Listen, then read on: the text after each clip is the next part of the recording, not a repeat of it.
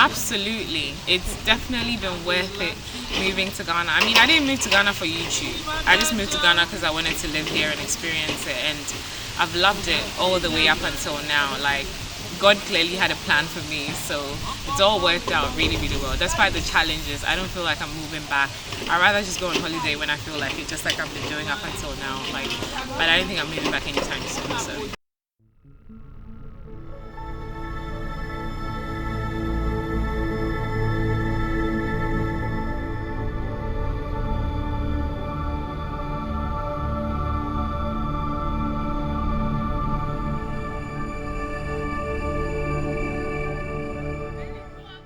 So I chose to move back to Ghana because I've always had this sense of belonging here in Ghana that I just have not had anywhere else. That was the main thing, and the fact that I had a bigger family here as well, and I felt like I could meet people that were just like me, and relating to those kind of people was easier. And I also felt like I've always needed to be an entrepreneur, and I felt like being in Ghana at the moment, Ghana is the place to be if you want to be an entrepreneur.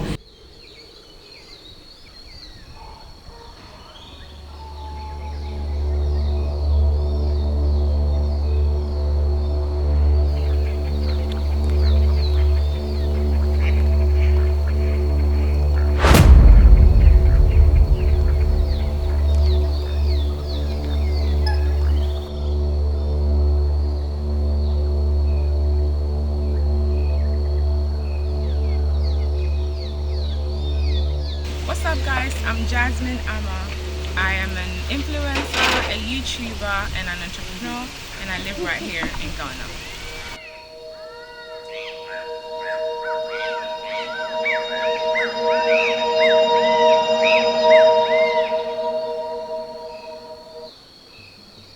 Jasmine Ama is a content creator who moved back from Australia to Ghana and is living on the continent right now. I asked her to join her while she was filming in the Volta region to document what goes into content creating. So I got the opportunity to follow her around, and this is the first day of me following her around in the Volta region. Is content creating a job? Is it easy? Stay tuned to find out.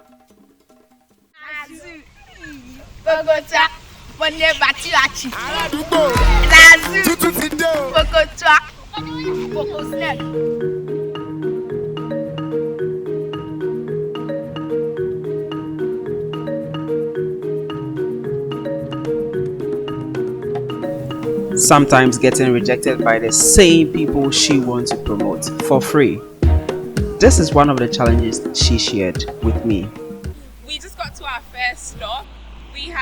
I have one worker that usually goes around to speak to people. He started working with me like a month ago or so, and he's been here for a couple of days. He's been in the Volta region for a couple of days. Spoke with a few people. One of the people we're supposed to film with today, we just got here, and she initially agreed to film with us, but unfortunately her husband doesn't agree, and he doesn't think it's going to be beneficial for them to film with us. Begin with the. Okay, so for me, YouTube always started off as a hobby. Before I started YouTube, I used to watch a lot of YouTube, and I felt like every single information you need is on YouTube. So once I graduated uni, I studied social work in uni. So once I graduated and I was about to start my first job, I was like, let me go have a look online and see if there is any videos on like what it's like to be a social worker in real life. Because what you do in school is very different to what you experience on the job. There was nothing, so then I was like, okay, well, I could be the one to start it. So then I started documenting my experiences as a new social worker, and then the fun continued. So then I decided to showcase other aspects of my life as well. So I'll go traveling and I'll film. I'll just be with my friends and I'll film, and I just used to film random stuff. And eventually I started getting paid a little bit. I was getting like a couple of hundreds every month. And then finally, when I made a decision to move to Ghana, I was like, I can keep this as a side thing where I make a little bit of money from there because it's something that I enjoy anyway. So I decided to document my experiences when I decided to move to Ghana. in the hopes to give people a real understanding of what it's like to move to Ghana. But it was never meant to be a full-time thing. It was meant to be like I just film when I feel like it kind of thing. And then when I decided to move, I realized that there was a massive interest in that kind of thing. So my channel started doing really, really well. I started getting a lot of subscribers, a lot of small views and stuff like that. So I was like, okay, this could definitely be a job.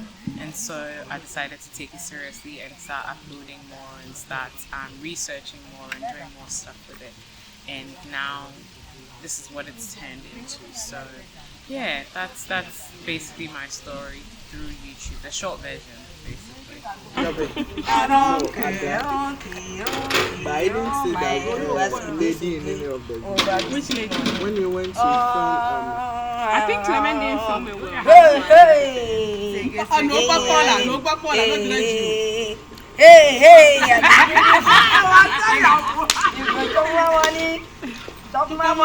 I don't mind. I don't care. I don't care. Jangola.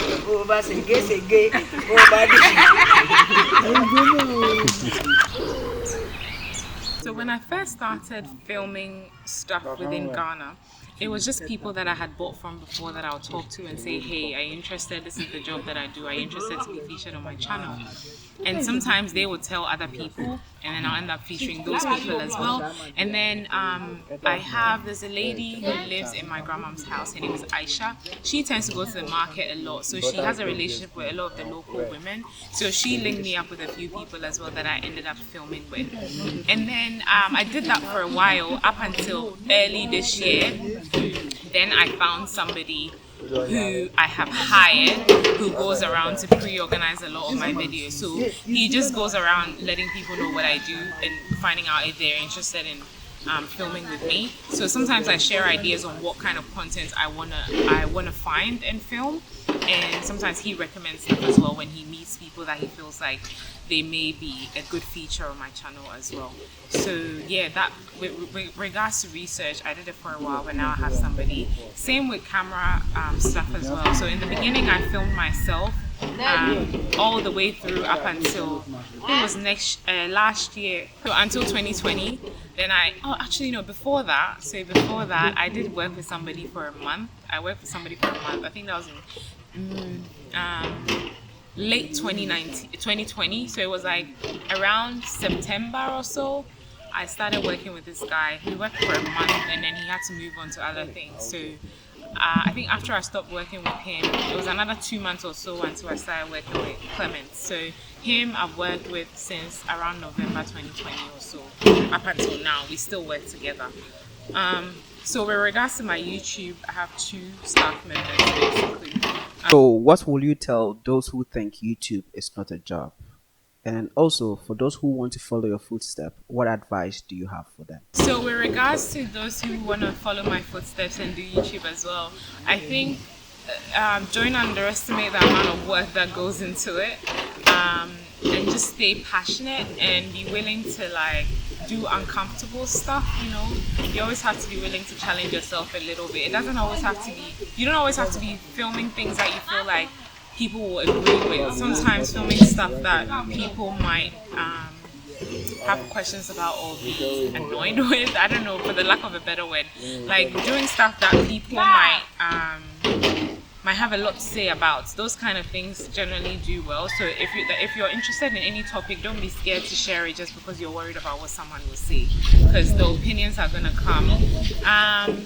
Definitely do it. You don't need any fancy gear. You can use whatever you have, phone, whatever. A lot of people started with phones and it works perfectly.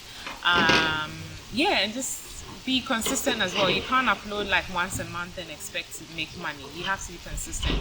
Minimum once a week, absolute minimum once a week, you have to upload something if you want to grow your channel. And I think that's pretty much it. And reach out. When you reach out for collaborations and stuff, somebody might not respond the first time. That doesn't mean they don't like you. It's just because they're busy or they just have a lot going on at the time that you message them. So you can message the second time, the third time, the fourth time, fifth time. just show that you're really keen to work with a person, and generally you end up working with the person, you know, because a lot of influencers, we're very busy people, you know, so when we have a little bit of free time, we just want to rest. We don't want to come out and collab. So if you message me 5 times, I'm like, oh, I need to go and see this person. You know what I mean? So yeah, I'm not saying you always have to message me 5 times, but generally speaking, like, it's because we're busy. That's why we haven't responded. So keep trying, because collaborations help as well to put your channel out there. Yeah. And with people that don't think YouTube is a job, like, really, we're in 2022, like, it's a full-time, like, more than a full-time job. You can make good money from it. You can work with really big companies that you haven't even, like, thought about working with just because of your YouTube. You can build your influence, you can sell anything with it. Like, it's an amazing job, and if you're really passionate about it, you can definitely go places with it. So if you're interested in YouTube, definitely do it. Like, it's a job. Like, I don't even have anything else to say to people that don't think it's a job. If you don't think it's a job, that's because you don't do it. If you are doing it, you know it's a job. Yeah, it's definitely a job. Yeah, and it pays well. So Does it all worth it? Moving back and then doing it. absolutely, it's definitely been worth it moving to Ghana. I mean, I didn't move to Ghana for YouTube.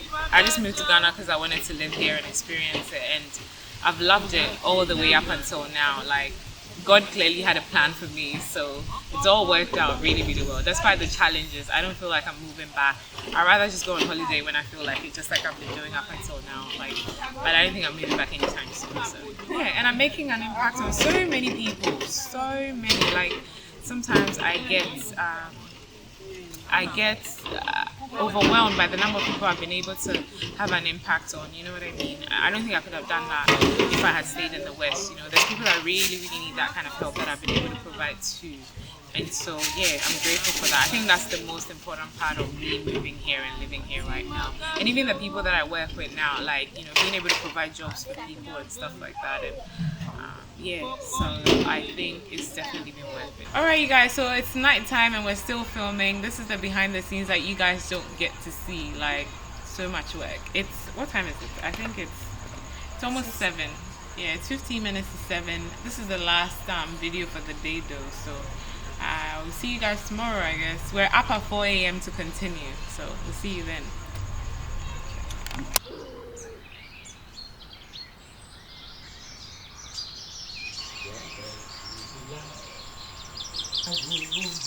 Good morning, guys. As we said, today we're continuing filming. It's 4 a.m. right now, and we're waiting for the ladies that we're filming with to commence the process of cooking so we can start work for the day, basically. So this is a real glimpse into my lifestyle.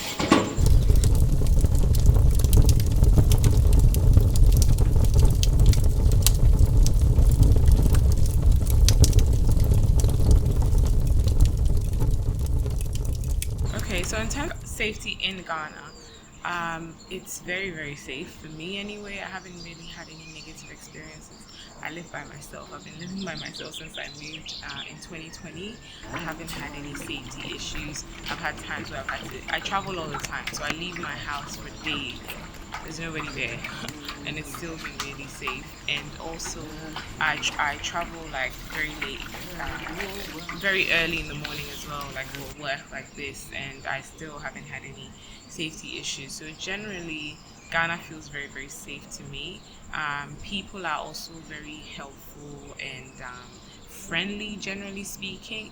You just have to practice, you know, regular safety precautions, and I think you're okay. I don't think Ghana is as unsafe as some people may have painted it to be. There's obviously areas that are more unsafe than others, and that's why you need to be watching my channel, guys, because I really showcase the reality of a lot of the parts of Ghana. So if you want a real idea of what parts may feel a little bit unsafe and parts that are generally quite safe, you can check out like my videos as well.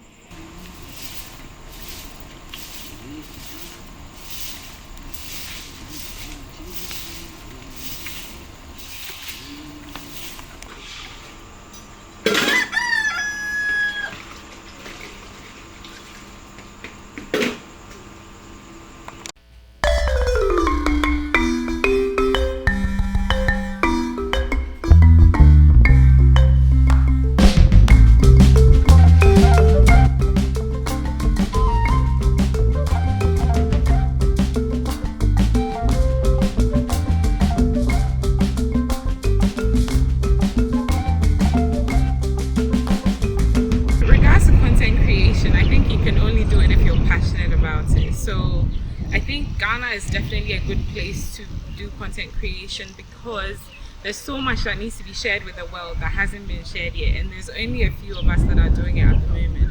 So there's several things that can be showcased that's not already being showcased. So definitely, like, if it's something that you really care about that you can do without getting paid for at least 2 years, then I think there's definitely room for you to get into content creation. With regards to other businesses that people can do, I think there's a lot of people in Ghana that do a lot of like handmade stuff that they really undercharge for because they don't really have like a platform, like let's say a website or a way to make it. Can you guys hear me?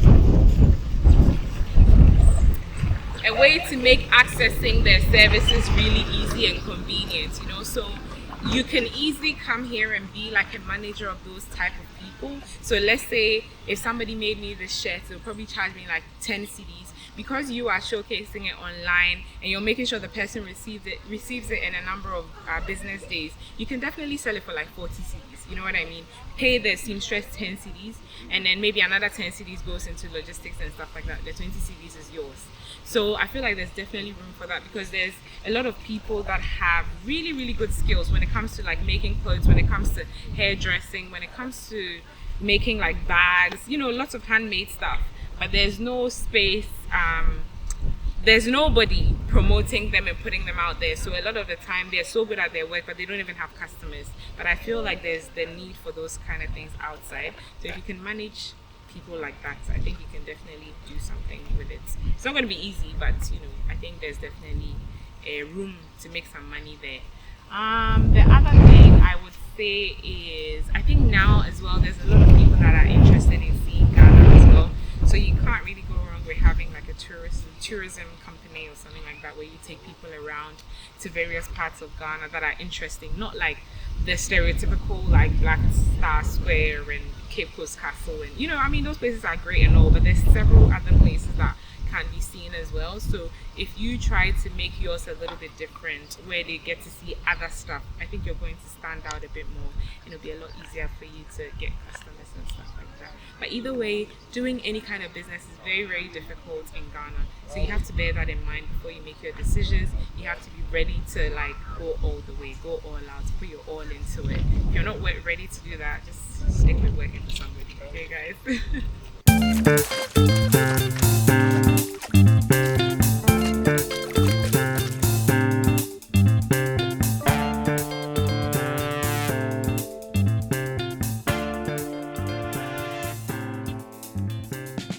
In terms of stereotypes, I think with me, obviously I had lived here for so long before I left, so I already knew what to expect of Ghana. Like, it would be very hard to convince me of what Ghana is when I've already lived here, you know what I mean? So I didn't have too many, but I was surprised when I moved and I realized that the kind of pictures of Africa in general that's shown was all like desert, hungry kids, no water, no food. That was a shock to me because I was like, that's not the Ghana I came from. Like, people were living really well, and I'm from an okay family, so I went to decent schools. People that I would interact with, people that were my friends, they were all quite well off. So I was surprised to see that. So I didn't have too many stereotypes about Ghana, and I used to come on holiday all the time as well. So I feel like I was always quite aware of what happens here. So I was never convinced otherwise. In terms of challenges I've faced, I think this is still a developing country. There's so many things that's not the same as it is in a developed country. Things like inconsistent electricity, inconsistent water, processes being really slow, like when you're trying to register for stuff, different things that would take like a day or a couple of minutes over in the West, or things that you can do online. Here you have to actually present into the office, and it's a slower process as well. So those kind of things are a bit of a challenge, and it just drags out everything. Like, everything is like takes forever, you know what I mean?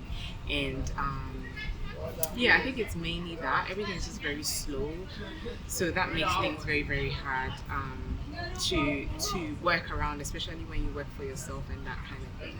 And the traffic is a nightmare. I feel like everyone knows that's very painful to deal with as well. When you're a busy person, you feel like you're wasting time all the time in traffic. So that's my other challenge that I think I've experienced. In terms of settling down, initially when I came, I said I would just test it out for 6 months.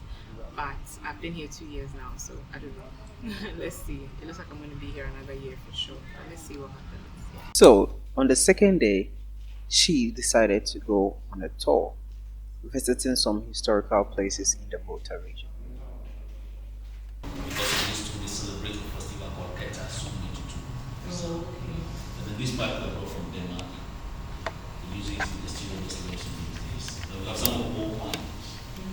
It's a money which was used over the British and the Germans. The British used the I think there's so much that Ghana has taught me. So, if you know anything about my story, I lived in Ghana for a little while. I basically lived half and half of my life. Half of my life in Ghana, half of my life in Australia. And I think when I lived here, there were so many things I took for granted. I didn't really appreciate the culture or anything because it was all I knew. There was nothing to compare it to. But once I moved away and came back, I started to appreciate more the food, the culture, the way the people are, just how things work in general. You know, Ghana, you need a lot of patience. You kind of learn to just be patient and not be so, what's the word, bothered about every single thing that might not go your way, basically, because it's like you're kind of forced to do that. You don't really have a choice, you know, and you learn from the people around you. You know, they're always like, you know, let it go kind of thing. And I think it's really important to do that in some cases. You know, not everything is worth your energy. So that's one of the biggest things that I've learned since being here, aside from like the culture and the food and just appreciating the people in general. Welcome to the Volta region.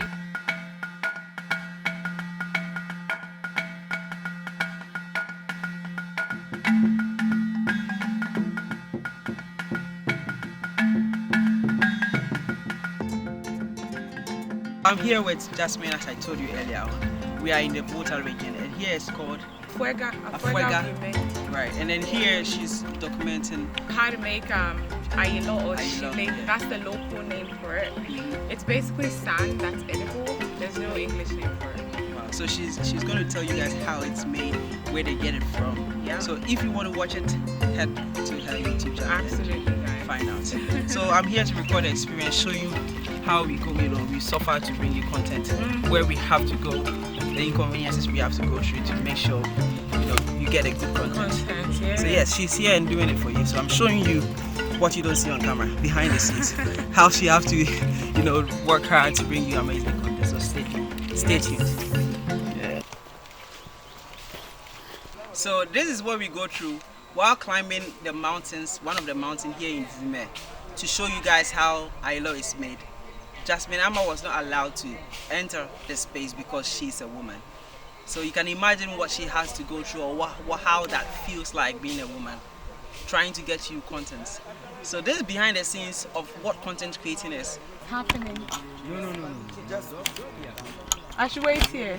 no. I'm in the down. I should wait down there. Okay.